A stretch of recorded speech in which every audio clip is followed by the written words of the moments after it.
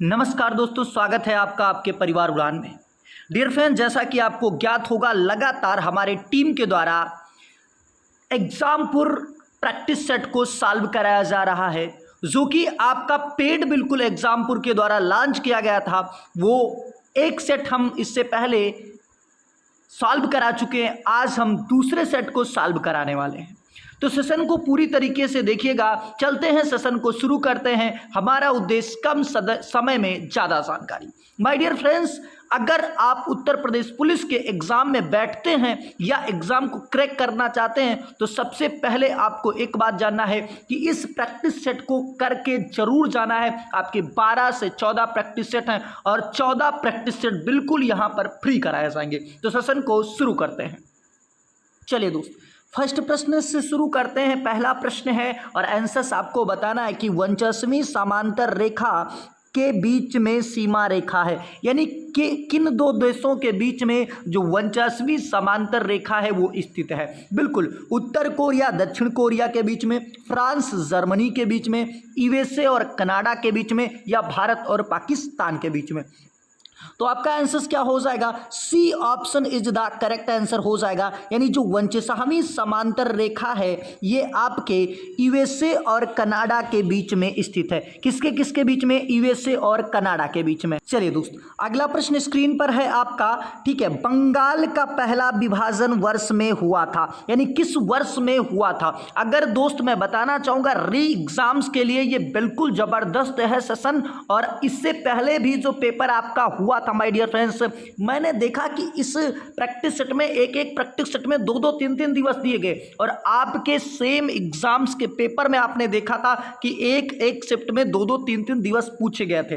तो बिल्कुल ये प्रैक्टिस सेट, आप पूरा प्रैक्टिस सेट सॉल्व कीजिए, 100% 80% पेपर यहीं से फंसेगा। चलिए, तो बंगाल का पहला विभाजन कब हुआ था? आंसर्स आपको बताना है, तो D option is the correct answer हो जाएगा, यानी 1905 में। कब हुआ था पहला विभाजन? 1905 में हुआ था। अगला प्रश्न स्क्रीन पर है, प्रश्न नंबर 3 कि चोरी चोरा घटना के कारण किस आंदोलन को अचानक रोकना पड़ा? चोरी चोरा घटना के कारण किस आंदोलन को अचानक रोकना पड़ा, आपको बताना है। 3 नंबर प्रश्न का आंसर। ठीक है, तो क्या हो जाएगा? किस आंदोलन को रोकना पड़ा था अचानक? तो आपको पता है कि असहयोग आंदोलन को रोकना पड़ा था। C option is the correct answer. ठीक है, देखिए मैं इसका एनालिसिस कर सकता हूं पूरी तरीके से पोस्टमास्टम, लेकिन हमारा उद्देश्य mock test, only for mock test. पढ़िए कहीं भी टेस्ट केवल आप उड़ान पर दीजिए। तो यहां तक मैं आपको चीजें बता चुका। चलिए अगले प्रश्न पे। चलिए दोस्त, स्क्रीन पर आपका अगला प्रश्न आ चुका है कि महावीर तीर्थकरों में अंतिम तीर्थकर माने जाते हैं, यानी जो महावीर स्वामी हैं ये कौन से नंबर के तीर्थकर माने जाते हैं? चौथे प्रश्न का आंसर बताना है, तो आपका 24 हो जाएगा, यानी ये कौन से नंबर के तीर्थकर थे? C option is the correct answer, यानी 24वें तीर्थकर थे। प्रथम तीर्थकर ऋषभदेव थे, 23वें तीर्थकर आपके पाशुनाथ थे। अगला प्रश्न है, 5 नंबर प्रश्न की तरफ बढ़ते हैं। 5वां नंबर प्रश्न है कि काकोरी ट्रेन डकैती 1925 में द्वारा आयोजित की गई, यानी किसके द्वारा की गई ये आपको बताना है। काकोरी ट्रेन डकैती बिल्कुल 1925 ईस्वी में। तो 5 का आंसर बताना है, तो क्या हो जाएगा आपका? हिंदुस्तान रिपब्लिक एसोसिएशन के द्वारा ये क्या किया गया? आयोजित किया गया था। HRA, ठीक है, HRA। अभी इसका बाद में नाम पड़ जाएगा HSRA। ठीक है, बिल्कुल। आगे बात करते हैं नेक्स्ट प्रश्न पे। चलिए दोस्त, अगला प्रश्न स्क्रीन पर आ चुका है कि बहत, किसकी बात की जा रही? बहत की मुद्रा है, यानी किस देश की मुद्रा बहत है, ये आपसे पूछा गया है। ऑप्शंस आपके दिए गए, तंजानिया, तजाकिस्तान, थाईलैंड या टोगो। बिल्कुल जबरदस्त प्रश्न है, तो C option is the correct answer, बहत है थाईलैंड की मुद्रा। अगला प्रश्न पूछा गया कि 7 नंबर प्रश्न है, अंतरराष्ट्रीय योग दिवस कब मनाया जाता है? तो आसान प्रश्न नहीं है, ऐसे ही पेपर में, और आपके कितने सही गए आपको पता रहा इस बार। ठीक है, तो 21 जून को मनाया जाता है। A option is the correct answer. आगे प्रश्न पर चलिए, अगला प्रश्न आ चुका है जो कि आपको शब्दों से लेंदी लग रहा है। केवल प्रश्न क्या है कि 1975 में पहली बार आयोजित विश्व हिंदी सम्मेलन की पहली वर्षगांठ को चिन्हित करने के लिए प्रतिवर्ष कौन सा दिन विश्व हिंदी दिवस। ये डायरेक्ट आपसे नहीं पूछा कि विश्व हिंदी दिवस कब मनाया जाता है, केवल समय बर्बाद करना चाहता है, तो C option is the correct answer, यानी 10 जनवरी हो जाएगा। 8 का क्या हो जाएगा, सी हो जाएगा। अगले प्रश्न पर बढ़ते हैं, 9 नंबर प्रश्न पे। चलिए दोस्त, अब 9 नंबर प्रश्न की तरफ बढ़ते हैं। 9 नंबर प्रश्न क्या है कि किसने भारत की आत्मकथा लिखी है। किसने भारत की आत्मकथा लिखी है? महात्मा गांधी ने, नीरद सी चौधरी ने, सलमान रुश्दी ने या IAK नारायण ने। ठीक है डियर फ्रेंड्स, जो एग्जामपुर के द्वारा 2024 में अभी जल्द में महाकाल सीरीज लॉन्च की गई, उसको भी मैं पूरे प्रैक्टिस सेट को इसी चैनल पे सॉल्व कराऊंगा, बिल्कुल आप तैयार रहिएगा। तो क्या हो जाएगा, नीरद सी चौधरी हो जाएगा, यानी B option is the correct answer. अगले प्रश्न पर बढ़ते। चलिए दोस्त, 10वां प्रश्न है, आंसर से इसका बताना है कि द व्हाइट टाइगर नामक उपन्यास के लेखक कौन है। द व्हाइट टाइगर नामक उपन्यास के लेखक कौन है? तो D option is the correct answer, जो अरविंद अडिगा हैं इसके लेखक हो जाएंगे। द व्हाइट टाइगर के लेखक कौन है? तो द व्हाइट टाइगर के लेखक हैं अरविंद अडिगा। ठीक है, पुस्तक से भी आपका आता है। अगले प्रश्न पर बढ़ते हैं। चलिए दोस्तों, 11वां प्रश्न है स्क्रीन पर और इसका आंसर बताना है कि भारतीय रेलवे का 17वां जोन का नाम निम्न में से कौन सा है। यानी जो भारत रेलवे का 17वां जोन कौन सा था, ये आपको बताना है 11वें प्रश्न का आंसर माय डियर फ्रेंड्स। तो आशा करता हूं कि आंसर्स को टिक कर चुके होंगे। A option is the correct answer, यानी कोलकाता मेट्रो हो जाएगा। 17वें जोन का नाम क्या है? कोलकाता मेट्रो है। अगला प्रश्न है 12 नंबर, इनमें से कौन सी खरीफ फसल है। यहां देखो, ये माय डियर फ्रेंड्स आपके एग्जाम से पहले लॉन्च किया गया था और ठीक आपको खरीफ और रबी के फसल शिफ्ट में क्वेश्चन पूछा गया है। आप देखेंगे अगर इन 4 पेपरों को उठा के, तो भैया इसमें पूछा गया कि खरीफ की फसल कौन सी है। बिल्कुल 12 नंबर प्रश्न का आंसर बताना है, तो बाजरा हो जाएगा खरीफ की फसल, यानी B option is the correct answer. आगे बात करते हैं नेक्स्ट प्रश्न। चलिए दोस्त, 13 नंबर प्रश्न की बात करते हैं। स्क्रीन पर 13 नंबर प्रश्न है कि स्थानांतरित कृषि का अन्य नाम क्या है। स्थानांतरित कृषि का अन्य नाम आप क्या कह सकते हैं। बिल्कुल आपका आंसर दिया गया 13 नंबर प्रश्न का आंसर बताना है कि स्थानांतरित खेती को क्या कहा जाता है, कृषि को क्या कहा जाता है। तो इसको झूम की खेती कहते हैं। क्या खेती कहते हैं? झूम की खेती कहते हैं। आगे बात करते हैं 14 नंबर प्रश्न की तरफ हम बढ़ते हैं। 14 नंबर प्रश्न क्या है कि मैत्री और दक्षिणा, ठीक है, मैत्री और दक्षिण गंगोत्री नामक अनुसंधान केंद्र कहाँ स्थित है। क्या है? मैत्री और दक्षिण गंगोत्री नामक अनुसंधान केंद्र कहाँ पर स्थित है। 14 का प्रश्न का आंसर बताना है और आपको ही पढ़ के आंसर बताना है, क्योंकि जब मैं पढ़ता हूँ तो आपके बहुत सारे पेपर में केवल नहीं शब्द नहीं पढ़ पाते हैं और आपके क्वेश्चन गलत हो जाते हैं। तो यहाँ भी आपको पढ़ के आंसर देना है। बिल्कुल चलिए, तो 14 का आंसर क्या हो जाएगा? A option is the correct answer, यानी आपके अंटार्कटिका में पाए जाते हैं। ये वर्ड से क्वेश्चंस आपका उठा लिया गया है और वर्ड भी आपके सिलेबस में दिया हुआ है। आगे बात करते हैं नेक्स्ट। चलिए, अगला प्रश्न माय डियर फ्रेंड्स आ चुका है। 15 नंबर प्रश्न की बात करते हैं कि भारत में पर्वतीय वनों में किस प्रकार के पेड़ पाए जाते हैं। यानी पर्वतीय वनों में किस प्रकार के पेड़ पाए जाते हैं आपसे पूछा गया। तो चीड़ के, सून के या मैपल के या नागफनी के। तो आपको पता है कि पर्वतीय वन में चीड़ के पेड़ पाए जाएंगे, तो आपका हो जाएगा A option is the correct answer, 15 का ए। आगे 16वें नंबर प्रश्न की बात करते हैं। जल में घुलनशील भस्म क्या कहलाता है। जो जल में घुलनशील भस्म होता है वो क्या कहलाता है, आपको 16 का आंसर बताना है। तो उसे हम क्षार कहते हैं। क्या कहते हैं? जो जल में घुलनशील भस्म होता है उसे हम क्षार कहते हैं। आगे बात करते हैं नेक्स्ट प्रश्न पे माइडी। चलिए, 17 नंबर प्रश्न आ चुका है। 17 का आंसर बताना है कि सोने के लेटिन का नाम, यानी सोने का लेटिन नाम क्या होता है। फेरम, ओरम, कैलियम या अर्जेंटम। ठीक है, अर्जेंटम, ठीक है, अर्जेंटम होना चाहिए। बताइए क्या होता है सोने का। बिल्कुल जबरदस्त प्रश्न है। 17 का आंसर बताना है। तो क्या कहते हैं इसको? ओरम कहते हैं। बिल्कुल B option is the correct answer. ठीक है, चलिए आगे बात करते हैं। चलिए थोड़ा सा 18 नंबर प्रश्न को देख लेते हैं, बहुत बड़ा दे दिया गया है। अधिकारों के समाज कल्याण सिद्धांत का अर्थ क्या है, ये आपको आंसर्स बताना है माय डियर फ्रेंड्स।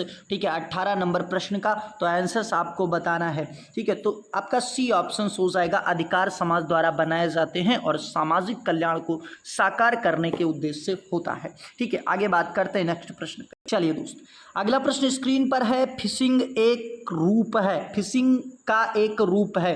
फिशिंग किसका एक रूप है, आपको बताना है कि फिशिंग किसका एक रूप है। चलिए तो माय डियर फ्रेंड्स किसका है, ये आपके स्पैमिंग का है। किसका है, स्पैमिंग का है। तो A option is the correct answer. अगला प्रश्न पूछा गया कि फेसबुक की स्थापना वर्ष में हुई थी, किस वर्ष में फेसबुक की स्थापना हुई थी। आपका 20 नंबर प्रश्न का आंसर बताना है माय डियर फ्रेंड्स कि फेसबुक की स्थापना किस वर्ष हुई थी। चलिए तो C option is the correct answer हो जाएगा, यानी 2004 में हुआ था। आगे बात करते हैं। चलिए दोस्त, अगला प्रश्न स्क्रीन पर आ चुका है कि भारतीय नौसेना और बांग्लादेश नौसेना के बीच में द्विपक्षीय युद्ध अभ्यास बोगो सागर 23 का आयोजित हुआ था, यानी कहां पर आयोजित हुआ था, ये आपको बताना है माय डियर फ्रेंड्स किसका आयोजन कहां पर किया गया था। जो बोगो सागर है ये बांग्लादेश और भारत के बीच में एक युद्धाभ्यास आयोजित किया जाता है भारतीय जल सेना या नौसेना के द्वारा। तो कहां पर आयोजित किया गया था, 21 का आंसर आपको बताना है माय डियर फ्रेंड्स। तो क्या हो जाएगा, ये विशाखापट्टनम के अंदर आयोजित किया गया था, यानी A option is the correct answer. देखिए युद्धाभ्यास से भी आप अगर इस बार दिए होंगे तो री एग्जाम अगर देना है आपको तो आपको पता होगा इस बार युद्धाभ्यास से भी प्रश्न आए थे। ठीक है, आगे बात करते हैं नेक्स्ट। चलिए अगला प्रश्न स्क्रीन पर आ चुका है कि चर्चा में रही घर घर औषधि योजना किस राज्य की एक पहल है। किस राज्य की पहल है, घर घर औषध योजना जो है ये किस राज्य सरकार के द्वारा चलाया गया था। तो क्या हो जाएगा, B option is the correct answer, यानी राजस्थान सरकार के द्वारा ये चलाया गया था। किस सरकार के द्वारा, राजस्थान सरकार के द्वारा चलाया गया था घर घर औषध योजना। चलिए आगे बात करते हैं। चलिए दोस्त, अगला प्रश्न स्क्रीन पर आ चुका है कि कुंभ मेला किस शहर में आयोजित नहीं किया जाता है। नहीं किया जाता है, आपका 23 नंबर प्रश्न का आंसर्स बताना है। तो कहां पर नहीं किया जाता है, आपके आंसर्स ऑप्शंस दिए गए हैं, हरिद्वार, प्रयागराज, नासिक, वाराणसी। ठीक है, तो क्या हो जाएगा, C option is the correct answer, यानी वाराणसी के अंदर आयोजित नहीं किया जाता है। चलिए अगला प्रश्न स्क्रीन पर आ चुका है कि केंद्रीय रक्षा मंत्रालय ने 6 डोनियर 228 विमानों की खरीद के लिए निम्न में से किस संस्था के साथ रक्षा समझौता किया है। ठीक है, तो ये किसके द्वारा किसके साथ समझौता किया गया है, 24 नंबर प्रश्न का आंसर बताना है। तो आपके हॉल के द्वारा किया गया है, यानी HAL हॉल के द्वारा ये किया गया है। चलिए हॉल से ये सौदा किया गया है। आगे बात करते हैं नेक्स्ट प्रश्न पे। चलिए दोस्त, अगला प्रश्न स्क्रीन पर आ चुका है, मेला और संबंधित स्थान के संबंध में निम्नलिखित में से कौन सा युग्म सही सुमेलित नहीं है। आपको बताना है कौन सा सही सुमेलित नहीं है। ठीक है, तो आपको बताना चाहूँगा ए ऑप्शन दिया गया मकनपुर मेला जो फर्रुखाबाद, गोला गोकर्णनाथ खीरी, ठीक है, श्रवण जन्माष्टमी मथुरा या नीम सारण। तो ये नीमी सारण जो है ये गलत तरीके से सीतापुर होना चाहिए, तो D option is the correct answer. 25 का क्या हो जाएगा, D option is the correct answer हो जाएगा। आगे बात करते हैं नेक्स्ट प्रश्न। चलिए पुलिस विभाग से भी प्रश्न आपसे पूछ लिया गया कि उत्तर प्रदेश पुलिस में पुलिस थाने का कार्यालय रिकॉर्ड कीपर और लेखपाल कौन होता है। ठीक है, बिल्कुल जबरदस्त प्रश्न है, आंसर्स बताना है। द्वितीय अधिकारी होता है, थाना प्रभारी होता है, हेड कांस्टेबल होता है, कांस्टेबल होता है। 26 नंबर प्रश्न का आंसर्स बताना है माय डियर फ्रेंड्स, तो सी ऑप्शन हो जाएगा, यानी हेड कांस्टेबल होता है। आगे बात करते हैं। चलिए अगला प्रश्न दिया गया 27 नंबर प्रश्न है कि फसलों के लिए निम्नलिखित में से कौन सा नियम न्यूनतम समर्थन मूल्य की अनुशंसा करता है, यानी MSP की, ठीक है, अनुशंसा कौन करता है, नीति करती है, यानी या आपका CACP करती है, या नाबार्ड करती है, या FCI करती है। बिल्कुल आंसर्स बताना है 27 का, तो 27 का आंसर आपका हो जाएगा B option is the correct answer, ये CACP के द्वारा किया जाता है। आगे बात करते हैं नेक्स्ट प्रश्न पे माय डियर। चलिए 28 नंबर प्रश्न पूछा गया है कि भारत के जीएसटी प्रणाली में प्रचलित अधिकतम दर कौन सी है, यानी जीएसटी की जो प्रणाली है उसमें सबसे प्रचलित दर कौन सी है आपको बताना है। 28 नंबर प्रश्न का आंसर, तो आशा करता हूं आंसर टिक कर चुके होंगे, D option is the correct answer, यानी 28% हो जाएगा। आगे बात, चलिए दोस्त नेक्स्ट प्रश्न स्क्रीन पर आ चुका है कि संविधान सभा के प्रारूप समिति के अध्यक्ष कौन थे। प्रारूप समिति के अध्यक्ष कौन थे, तो आपको आंसर पता होगा, डॉक्टर BR अंबेडकर यानी भीमराव अंबेडकर थे। आगे बात करते हैं नेक्स्ट प्रश्न। चलिए अगला प्रश्न 30 नंबर पूछा गया है, जबरदस्त प्रश्न है, आंसर्स बताना है माय डियर फ्रेंड्स। भारत का संविधान गणतांत्रिक है, क्यों है गणतांत्रिक, इसके लिए आपको बताना है। 30 नंबर प्रश्न का आंसर्स बताना है माय डियर फ्रेंड्स। तो आपका आंसर्स क्या हो जाएगा, गणतांत्रिक का मतलब क्या हो जाता है, क्योंकि इसमें कोई वंशानुगत घटक नहीं है, वंशानुगत घटक नहीं है, अगर वंशानुगत होता तो राजतंत्र हो जाता। आगे बात करते हैं नेक्स्ट प्रश्न पे, लेकिन ये नाम मात्र का है, वंशानुगत तो टिकट मिलता है, आपको पता होगा। आगे बात करते हैं नेक्स्ट। चलिए दोस्त अगला प्रश्न स्क्रीन पर आ चुका है कि सिक्किम कब भारत का एक राज्य बना था, सिक्किम कब भारत का एक राज्य बना था। 31 नंबर प्रश्न का आंसर बताना है माय डियर फ्रेंड्स कि सिक्किम भारत का कब हिस्सा बना, तो 1975 में बना था। अगला प्रश्न पूछा गया 32 नंबर प्रश्न का आंसर बताना है, निम्नलिखित में से कौन सा राज्य बांग्लादेश के साथ अपनी सीमा साझा नहीं करता है, बांग्लादेश के साथ अपनी सीमा साझा नहीं करता है, आपको आंसर बताना है, मेघालय, पश्चिम बंगाल, त्रिपुरा या झारखंड। बिल्कुल जबरदस्त प्रश्न है, आंसर्स बताना है, ठीक है। तो आशा करता हूं कि आंसर्स को टिक कर चुके होंगे, D option is the correct answer, D option is the correct answer हो जाएगा, यानी झारखंड से इसकी सीमा नहीं लगती है। सबसे ज्यादा 4096 यानी 4096 किलोमीटर बांग्लादेश से भारत की सीमा से लगती है, और बंधन, मैत्री, मैताली 3 ट्रेनें भारत और बांग्लादेश के बीच में चलती हैं। चलिए दोस्त अगला प्रश्न दिया गया है कि मुद्रा राक्षस नाटक किसने लिखा था, मुद्रा राक्षस के लेखक कौन है, तो आपको पता होगा कि मुद्रा राक्षस के लेखक आपके कौन हो जाएंगे, विशाख दत्त हो जाएंगे। क्या हो जाएंगे, विशाख दत्त हो जाएंगे। आपका आंसर क्या हो जाएगा, तो आप कह सकते हैं B option is the correct answer, B option is the correct answer, यानी 33 का बी हो जाएगा। अगला प्रश्न है 34 नंबर, प्रसिद्ध गोल गुंबद कहां पर स्थित है, गोल गुंबद की बात की जा रही है, तो C option is the correct answer, यानी कर्नाटक के अंदर स्थित है। कहां पर, कर्नाटक के अंदर स्थित है। चलिए दोस्त 35 नंबर प्रश्न की बात करते हैं, और प्रश्न है कि 1930 में किसने दलितों को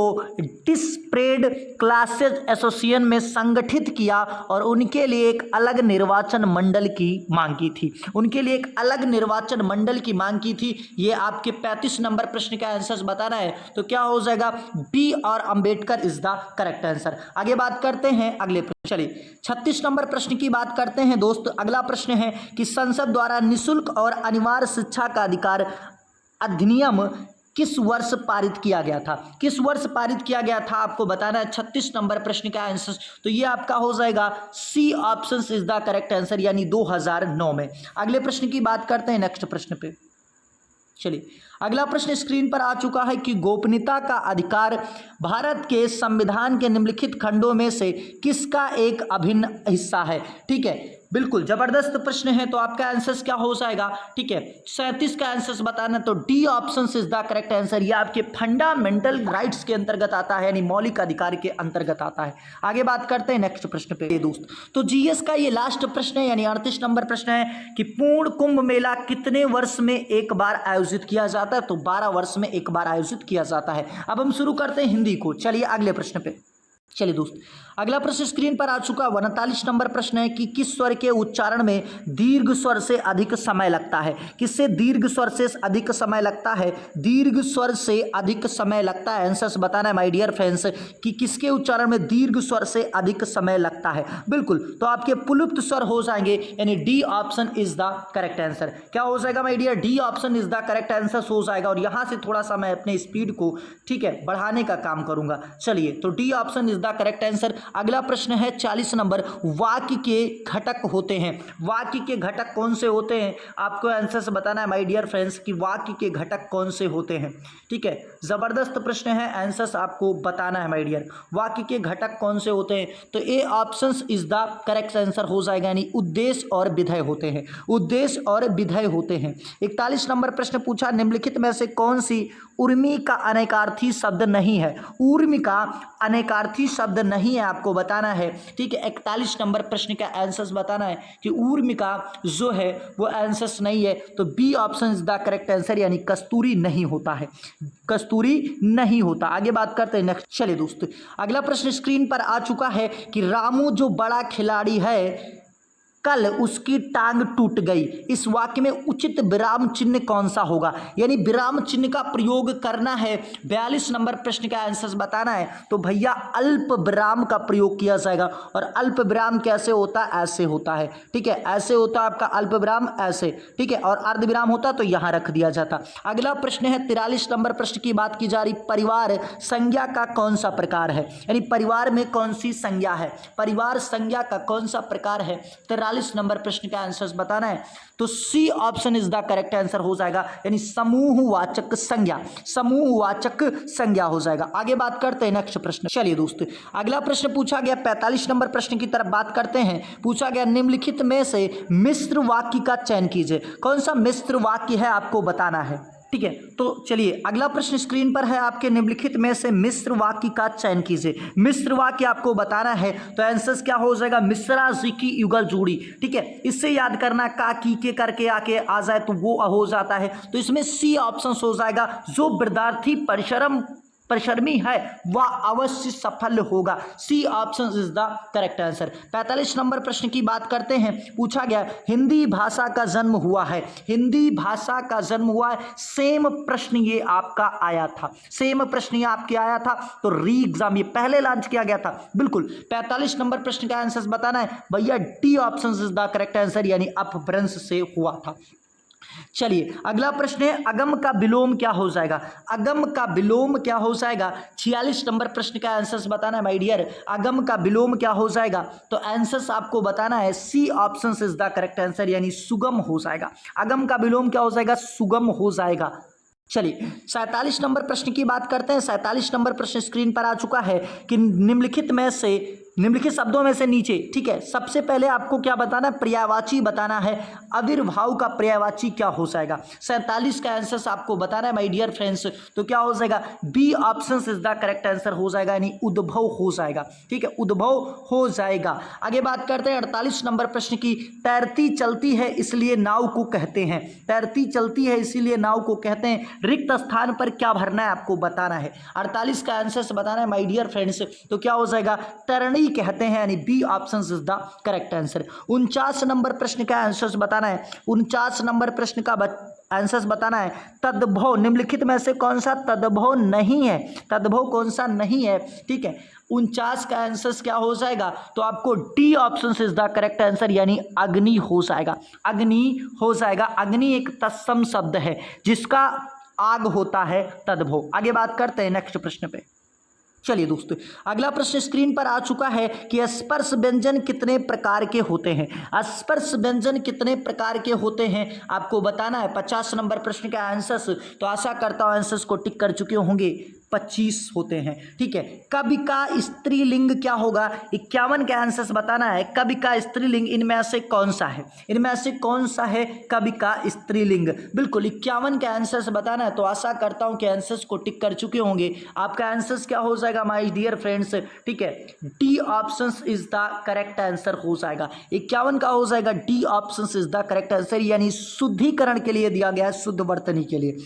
अगला 52 नंबर प्रश्न है, जो मुश्किल से खाया जा सके उससे उस वाक्य के लिए वाक्यांश बताना है, जो मुश्किल से खाया जा सके, बिल्कुल 52 के आंसर्स बताना, तो सी ऑप्शन यानी दुर्भक्ष हो जाएगा, ठीक है, दुर्भक्ष हो जाएगा। आगे बात करते हैं नेक्स्ट प्रश्न पे। चलिए दोस्तों, 53 नंबर प्रश्न दिया गया है, ठीक है, निम्नलिखित में से भाववाची वाक्य का चयन कीजिए जिसमें भाववाची है। बिल्कुल, मैं उठ नहीं सकता, हमारे द्वारा रास्ता आसानी से पार किया गया, उसके द्वारा भोजन पकाया गया, मेरे भाई से लड़ा नहीं जा सका, तो निगेटिव चीजें आती हैं। D option is the correct answer, यानी 53 का हो जाएगा, D option is the correct answer. आगे बात करते हैं नेक्स्ट प्रश्न पे। चलिए दोस्त 54 नंबर प्रश्न की बात करते हैं। बीती विभावरी जागरी, अंबर पनघट में डुबो रही, तारा घट की उषा नगरी में अलंकार बताना है। बीती विभावरी जागरी 54 का प्रश्न का आंसर बताना है माय डियर फ्रेंड्स, कौन सा अलंकार है। बिल्कुल, तो D option is the correct answer हो जाएगा, यानी रूपक अलंकार हो जाएगा। 55 का आंसर बताना है, ठीक है, दिए गए शब्द का अर्थ, यानी अर्थ बताना है। ताक ताक, ताक ताक, ठीक है, ताक ताक का अर्थ क्या हो जाएगा, ये आपको आंसर्स बताना है। 55 का आंसर्स बताना है माय डियर फ्रेंड्स, तो क्या हो जाएगा, ताक मतलब घूर कर देखना और ताक मतलब दीवार का आला, यानी B option is the correct answer. आगे बात करते हैं नेक्स्ट प्रश्न पे। चलिए अगला प्रश्न स्क्रीन पर है 56 नंबर प्रश्न। आदरणीय व्यक्तियों के लिए हमेशा किस वचन का प्रयोग होता है। जो आदरणीय होते हैं, जो आपके लिए पूजनीय होते हैं, ठीक है, जो आपसे बड़े होते हैं, उनके लिए आप क्या प्रयोग करते हैं, ठीक है, एक वचन के शब्दों को या बहुवचन के शब्दों को, तो B option is the correct answer, यानी बहुवचन के शब्दों को प्रयोग किया जाता है। 57 नंबर प्रश्न पूछा गया, इनमें से सकर्मक क्रिया का उदाहरण है। सकर्मक क्रिया का उदाहरण है आपको बताना है 57 का आंसर, तो क्या हो जाएगा, सोहन केला खाता। आप पूछेंगे क्या खाता, कहेगा केला खाता है, ठीक है, तो हो जाएगा C option is the correct answer. 58 number प्रश्न का आंसर बताना है, का किस कारक का परसर्ग हो जाएगा, का, ठीक है, बिल्कुल 58 के आंसर्स बताना है माय डियर फ्रेंड्स, तो क्या हो जाएगा, काकी के रारी रे, यानी संबंध, ठीक है, कारक, संबंध कारक का हो जाएगा। आगे बात करते हैं नेक्स्ट प्रश्न पे। चलिए दोस्तों 59 नंबर प्रश्न पूछा गया, निम्नलिखित वाक्यों में शुद्ध वाक्य का चयन कीजिए। शुद्ध वाक्य का चयन करना आपको, बिल्कुल आप पढ़िए और चयन कीजिए, ठीक है, तो 59 का भी आंसर आप कर चुके होंगे, B option is the correct answer हो जाएगा, यानी तुम्हारे आने से मैं गदगद हो गई, तुम्हारे आने से मैं गदगद हो गई। अगला प्रश्न पूछा गया 60 नंबर, निम्नलिखित में से कौन सा शब्द अशुद्ध है। शब्द अशुद्ध है आपसे पूछा गया है, तो आपको आंसर बताना है, 60 का आंसर बताना है, और सीधा सीधा बात है, ये पूज्य गलत लिखा हो, पूज्य होगा तो ऐसे होगा, यानी बड़ाऊ का मात्रा लगना चाहिए, गलत हो गया। आगे बात करते हैं 61 नंबर प्रश्न की, काठ होना मुहावरे का अर्थ क्या हो जाएगा। काठ होना, 61 का आंसर बताना है माय डियर फ्रेंड्स, 61 का आंसर क्या हो जाएगा, काठ होना। काठ होना का आंसर आपको बताना है, तो ठीक है, स्तब्ध होना, यानी D option is the correct answer. आगे बात करते हैं नेक्स्ट प्रश्न पे, ठीक है, नेक्स्ट प्रश्न आपके आंसर्स पर बताना है, अठकोना में कौन सा समास है।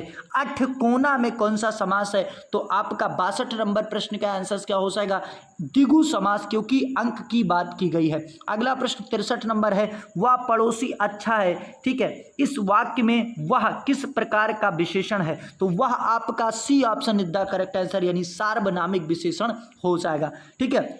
आगे बात करते हैं 64 नंबर प्रश्न की, इनमें से तंद्रालु में प्रयुक्त प्रत्यय कौन सा है, यानी तंद्रालु में प्रत्यय आपको बताना है। 64 नंबर प्रश्न का आंसर बताना है माय डियर फ्रेंड्स, तंद्रालु में आपको प्रत्यय बताना है, ठीक है, तो क्या हो जाएगा, चलिए बिल्कुल, तो तंद्रा प्लस लू, यानी आपका तंद्रालु हो जाएगा। 64 का B option is the correct answer.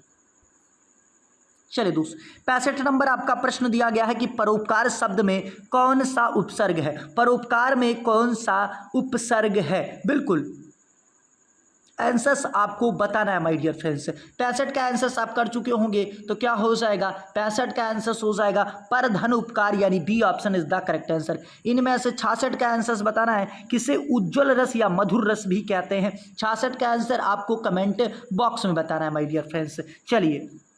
चलिए दोस्त, अब आपके दो क्वेश्चंस आपके किसके थे, दो से तीन क्वेश्चंस आपके थे गद्यांश से, तो गद्यांश अभी नहीं कराया जा रहा है, क्योंकि हमारा उद्देश्य होता है कि एमसीक्यू पहले आपका क्लियर हो जाए, फिर आपके गद्यांश भी करा दिए जाएंगे। 69 नंबर प्रश्न का आंसर बताना है, निर्बलता शब्द में उपसर्ग और प्रत्यय का सही विकल्प है, ठीक है, यानी निर्बलता में कौन सा प्रत्यय और कौन सा उपसर्ग है। 69 का आंसर बताना है माय डियर, तो आशा करता हूं कि आंसर्स को टिक कर चुके होंगे, D option is the correct answer.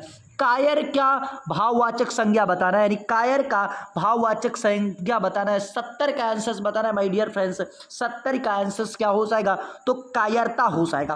कायर से क्या भाववाचक संज्ञा बनेगी, कायरता बन जाएगी। अगले बात करते हैं 71 नंबर प्रश्न की, अपना मतलब निकालने वाला।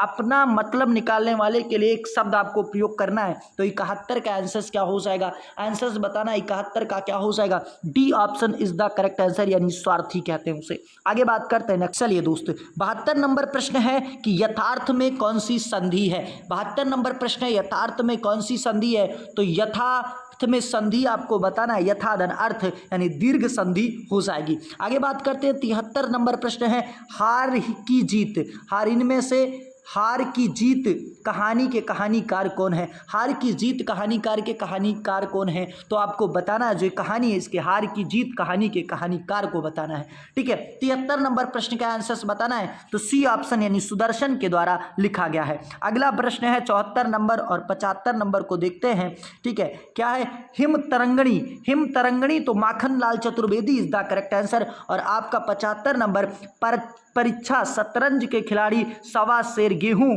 कफन कहानियों के लेखक कौन है, यानी परीक्षा शतरंज के खिलाड़ी।